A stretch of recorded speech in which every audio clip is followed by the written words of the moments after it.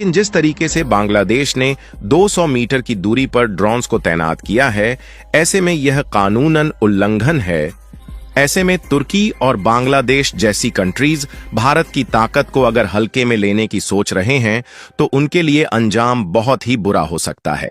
और आपको बता दें कि यह कोई नई बात नहीं है, जब भारत के द्वारा तुर्की के घातक ड्रोन को मार गिराने की बात भारत के द्वारा कही जा रही हो। मोहम्मद यूनुस साहब जो हैं वो अगर चीजें नॉर्मलाइज नहीं होती, इकोनॉमी उस तरह बेहतर नहीं होती, पॉलिटिकल अनसर्टेनिटी रहती है, ये प्रोटेस्ट चलते हैं, माइनॉरिटी के लेंस से दुनिया उनको देखना शुरू कर देती है, तो ये उनकी हार होगी। बांग्लादेश इस वक्त जो है बुखलाहट का शिकार हो गया है और बड़ी से बड़ी जो है गलती कर रहा है। अब खबरें हैं, इससे ये साबित हो रहा है कि बांग्लादेश का जो है बेड़ा गर्क होने में कुछ महीने नहीं कुछ ही दिन बाकी है। क्योंकि अगर देखा जाए, इकोनॉमिकली देखा जाए, डेमोक्रेसी के एतबार से देखा जाए, तो इंडिया एक बहुत बड़ा मुल्क है। और अगर एटम बम की बात करें तो पाकिस्तान के पास भी एटम बम है, तो हमने इंडिया को कितना डरा लिया एटम बम से। तो बांग्लादेश के ऊपर भी वो बाइंडिंग है, तो we can take action even under that act, ऐसी बात नहीं है। और बांग्लादेश वैसे भी आप ये देखिए कि भारत ने तो हमेशा बांग्लादेश के साथ कभी कोई ऐसा काम तो किया नहीं। बांग्लादेश की सारी जितनी भी डीलिंग्स है वो भारत के साथ है। बांग्लादेश इस वक्त जिस पोजीशन पर, जिस सिचुएशन पर है, उससे पीछे नहीं जाने का। यानी अगर आप ये समझ रहे हैं कि ये जो कुछ हुआ है तो वो मामला सब तय तो हो जाएंगे, सब हल हो जाएगा, तो कोई मसले मसाइल नहीं है, ऐसा नहीं है। बांग्लादेश अब इस सिचुएशन से पीछे नहीं हट सकता। और इंडिया उस सारी की सारी चीज को चेंज कर देता है, तो मोहम्मद यूनुस साहब जो है ना फिर वो गए, ये ज़हन में रखिएगा। And Hasina Wajid has a big footprints in Bangladesh, big footprints, very big footprints. ये भी नहीं जाने, मैं ये भी कहूंगी कि बांग्लादेश अगर भारत की डेमोक्रेसी को इग्नोर कर रहा है, भारत की डिप्लोमेसी को इग्नोर कर रहा है, तो भारत की रॉ एजेंसी भी तो मौजूद है, जो कि कहते हैं ना कि घर में घुस के मारती है। और हमने देखा है जिस जिस कंट्री के अंदर भारत के अगेंस्ट गवर्नमेंट बनती है, 6-7 महीनों में इस गवर्नमेंट का सफाया हो जाता है। कौन करता है? जय हिंद दोस्तों, पाकिस्तानी रिएक्शन वीडियो में स्वागत है। दोस्तों, बांग्लादेश अपनी हरकतों से बाज नहीं आ रहा और बॉर्डर पर गतिविधियां कर रहा है कि भारत को भड़काया जाए। खबर ये है कि भारत के नज़दीक ही बांग्लादेश ने अपने ड्रोन तैनात कर दिए और लोग के हिसाब से अगर सब कुछ नॉर्मल है तो कम से कम 10 किलोमीटर के दूर रहनी चाहिए जीरो ग्राउंड से, लेकिन बांग्लादेश ने 200 मीटर की दूरी पर ही लगाया है। अब लगता है बांग्लादेश ऐसे नहीं सुधरेगा, उसे ठोकना पड़ेगा। उसे ये समझ नहीं आ रही कि चारों तरफ से तो भारत ने घेर रखा है, अगर भारत ने तुझे टाइट कर दिया तो अपने नागरिकों के लिए खाने पीने के लिए सामान मंगाना भी मुश्किल हो जाएगा। तो चलिए देखते हैं रिएक्शन वीडियो। इस सिचुएशन में इंडिया की कुछ विन विन सिचुएशन नजर आएगी, क्योंकि भारत कभी भी देखें, एक तो ये बात कि भारत का जो इकोनॉमी है उसके ऊपर कंट्रोल है। बांग्लादेश की इकोनॉमी बहुत डाउन हुई है जब से भारत ने ऐसे स्टेप्स उठाने शुरू किए हैं। और इस सिचुएशन में तो ऑब्वियसली कि फिर जो आगे चलकर होगा मामला, आप क्या समझते हैं कि इंडिया पीछे हटेगा बांग्लादेश की उससे? नो, इंडिया का जो स्टैंड है वो तो वही रहेगा, क्योंकि बॉर्डर तो इंडिया के साथ ही जुड़ते हैं ना। तो वो तो कभी भी पीछे नहीं। अच्छा, अब देखिए, जब मैं कह रही हूँ कि क्या इंडिया जो है, इंडिया को तो किसी चीज की फिक्र नहीं है, इसकी कि मुस्तकबिल यानी कि फ्यूचर कुछ ऐसे ही नजर आ रहा है, जो मैंने आपको बताया कि लगता नहीं है कि बांग्लादेश अब जल्द या एटलीस्ट 1-2 ईयर्स तक स्टेबल हो पाएगा। उसके बाद क्या होता है और इस दौरान क्या होता है, ये हमें नजर आएगा, क्योंकि अब अमेरिका में नई हुकूमत आ रही है और प्रेसिडेंट इलेक्ट डोनाल्ड ट्रंप 20 जनवरी को अपना ओथ उठा रहे हैं। वो इसके ऊपर क्या फैसला करते हैं या उसको कैसे देखते हैं, ऑब्वियसली ये आप देखते हैं। लेकिन आप ये बात याद रखें कि भारत की तरफ से कहा जा रहा है कि जो प्रेसिडेंट ट्रंप हैं वो उनको बहुत सपोर्ट में है, या वो अभी तक उन्होंने जो कुछ भी कहा या किया, वट एवर जो भी है, वो उनको समझते हैं कि उनके बहुत स्ट्रॉन्ग उनके सपोर्ट में होंगे। तो लेट्स सी कि क्या होता है। लेकिन फिर भी मुझे ऐसा लग रहा है कि वो स्टेबिलिटी अब एक अरसे तक, एक काफी देर तक बांग्लादेश के अंदर नहीं आ पाएगी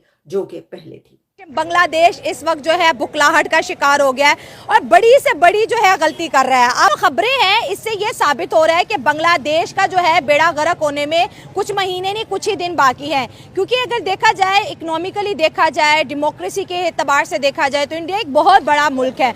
और अगर एटम बम की बात करें तो पाकिस्तान के पास भी एटम बम है, तो हमने इंडिया को कितना डरा लिया एटम बम से।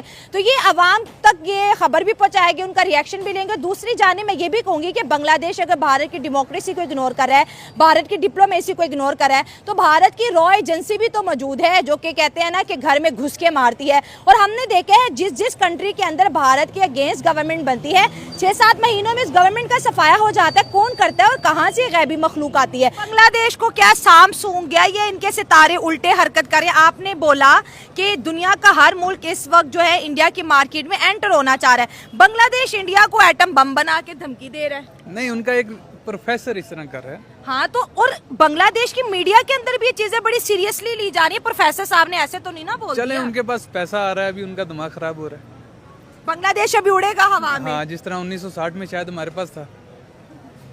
अच्छा, तो भारत इंतजार कर रहा है कि बांग्लादेश पहले उड़े फिर जब नीचे गिरेगा। मालदीव्स भी तो गिरा था, मालदीव्स भी तो ऐसे उड़ा था। अच्छा, नहीं, मालदीव्स का मुझे नहीं पता। अच्छा चले, आपने कहा, अच्छा हमने ये देखा है कि जो जितनी भी इंडिया के इर्द गिर्द नेबरिंग कंट्री है, जब उनके अंदर नई गवर्नमेंट्स आती हैं, कुछ ऐसी होती हैं जो इंडिया को बहुत ज़्यादा हेट करती है, उनके खिलाफ ऐसी पॉलिसीज बनाती है, बयानबाजी भी करती है। लेकिन 6 से 7 महीनों के बाद वही लोग होते हैं जो कि इंडिया के कदमों में बैठे होते हैं। अब इंडियन मीडिया कह रहा है कि भाई आप हमारी डेमोक्रेसी को बांग्लादेश इग्नोर कर सकता है, हमारी डिप्लोमेसी को बांग्लादेश इग्नोर कर सकता है, लेकिन जो हमारी रॉ एजेंसी है उसको बांग्लादेश कैसे इग्नोर करेगा? सर, जो हिंदू फैमिलीज के साथ जो कुछ हो रहा है, सर हिंदू कम्युनिटी के साथ जो हो रहा है, उसके ऊपर आप क्या कहेंगे कि उसमें भारत को कोई रोल प्ले करना चाहिए कि ये सब ना हो, उनके साथ जो जुल्म हो रहा है? भारत को तो रोल प्ले करना ही चाहिए और भारत अभी डिप्लोमेटिक लेवल पे कर रहा है।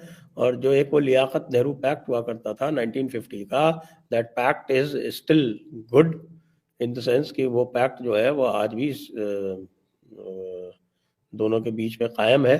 और as a successor state of Pakistan, Bangladesh के ऊपर भी वो बाइंडिंग है। तो we can take action even under that act, ऐसी बात नहीं है। और बांग्लादेश वैसे भी आप ये देखिए कि भारत ने तो हमेशा बांग्लादेश के साथ कभी कोई ऐसा काम तो किया नहीं। बांग्लादेश की सारी जितनी भी डीलिंग्स है वो भारत के साथ है। उसका 4,200 मेरे ख्याल से 4,346 किलोमीटर का करीब बॉर्डर है, जिसमें 270 किलोमीटर म्यांमार के साथ में और 4,076 किलोमीटर इंडिया के साथ में। इसके अलावा तीसरा कोई कंट्री नहीं है जिसके साथ उसका बॉर्डर हो। और ऐसा साउथ एशिया में भी ऐसा कोई कंट्री नहीं है, इंडियन सब कॉन्टिनेंट में और कोई भी ऐसा कंट्री नहीं है। इवन नेपाल के पास ऑप्शंस है। इवन नेपाल हैज इस border with China, very long border, जितना भारत के साथ है उससे थोड़ा ही कम चाइना के साथ में है। श्रीलंका के साथ में भी ऐसा कोई इशू नहीं है क्योंकि वो तो वैसे भी एक आइलैंड है। तो ये एक यूनिक इशू है। Bangladesh is in that unique position जहाँ पे वो चारों तरफ से भारत से ही सराउंडेड है। सारे उसके जो ट्रेड है, सारी जो उसकी इंडस्ट्री, जो उसकी जो प्रिंसिपल इंडस्ट्री है, एक तो उसकी जो इकोनॉमी थी वो गड़बड़ इसलिए भी हो गई क्योंकि वो सिंगल पोनी इकोनॉमी, एक ही उसके पास प्रोडक्ट था, garments. It is not a diversified economy. और वो भी इसलिए चलता था कि वहाँ पे उन्होंने लेबर लॉज भी एग्जेम्प्ट कर दिए, जो वहाँ पे एक्सप्लॉइटेशन होता था वो भी एग्जेम्प्ट कर दिया। और पूरी तरह से एक तरह का जो एलीट कैप्चर था उस इंडस्ट्री पे। और आज की हालत में जब उनके पास बिजली नहीं है, उनके जो मेजर इंडस्ट्रियल हब्स हैं वो बंद हो गए हैं। ढाका के पास जो उनका मेजर इंडस्ट्रियल हब है जहाँ पे गारमेंट बनती है, वहाँ का वो बंद हो गया है। अबाउट 60% कैपेसिटी इज डाउन, काम ही नहीं हो रहा। यार्न कहाँ से आता है? इंडिया से आता है यार्न। अब यार्न इंडिया से आ नहीं रहा है क्योंकि उन्होंने जो पेमेंट्स करने थे वो नहीं किए। यहाँ से सप्लाई हो गई है, कह रहे हैं हम इजिप्ट से करेंगे। वो इजिप्ट ये भी करने गया है कि हम इजिप्ट से आर्म लाएंगे।